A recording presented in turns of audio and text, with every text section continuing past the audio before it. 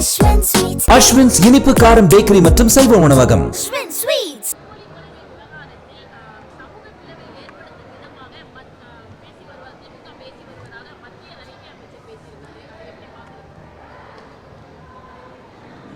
முதல்ல ரயில்வே துறையிலே இருக்கக்கூடிய பிரச்சனைகளை அமைச்சர் தீர்த்து நாடு முழுவதும் ரயில்வே விபத்துகள் ஏற்படாமல் கவனித்தால் அது நாட்டிற்கு மிகப்பெரிய ஒரு பலனை ஏற்படுத்தும் என்று நினைக்கிறேன்.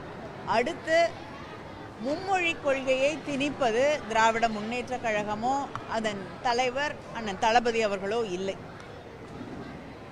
மும்மொழி கொள்கையை ஏற்றுக்கொள்ளாவிட்டால், புதிய கல்விக் கொள்கையை ஏற்றுக்கொள்ளாவிட்டால் தமிழகத்திற்கு தர வேண்டிய நிதியை தரமாட்டோம் என்று அதிகாரத்தோடு சொல்லக்கூடியவர்கள்தான் இங்கே பிரச்சனைகளை உருவாக்கி கொண்டிருக்கிறார்கள். தமிழ்நாடு என்றாலே ஒரு இளக்காரம், தமிழ்நாடு என்றாலே எங்களுக்கு வாக்களிக்க மாட்டார்கள், அதனால் அந்த மக்களுக்கு எந்த திட்டங்களையும் செய்யக்கூடாது என்ற அந்த எண்ணத்தோடு செயல்படுவதுதான் பிளவை ஏற்படுத்துமே தவிர உரிமைகளுக்காக பேசுவது, போராடுவது என்பது எந்த பிளவையும் ஏற்படுத்தாது, சமூகத்தை ஒன்றிணைக்கும்.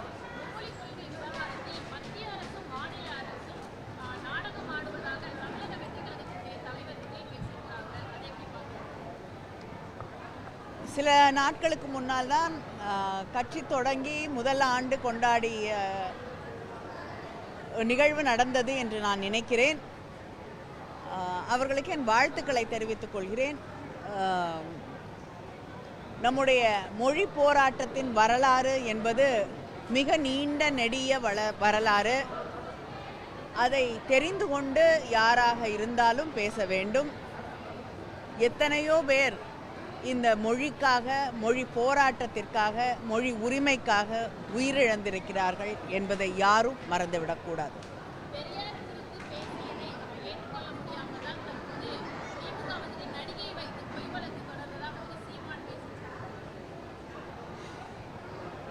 இதைவிட பெரியாரை கேவலப்படுத்த முடியாது.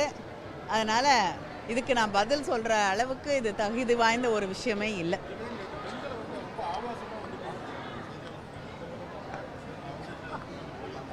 அவங்க வீட்டில் இருக்க பெண்களே இதை பற்றி கேட்கணும், அவங்க கட்சியில் இருக்க பெண்கள் இதை கேட்கணுங்க. இதை விட கேவலமாக பெண்களை பேசுவது அப்படிங்கிறது எப்படி அவங்க சகிச்சுட்டு பொறுத்து கொண்டு இதெல்லாம் கேட்டுட்டு அந்த கட்சியில் இருக்காங்க, அந்த வீட்டில் இருக்காங்கன்னு எனக்கு தெரியல. செய்திகளை உடனுக்குடனும் துல்லியமாகவும் தெரிந்து கொள்ள சப்ஸ்கிரைப் பண்ணுங்க.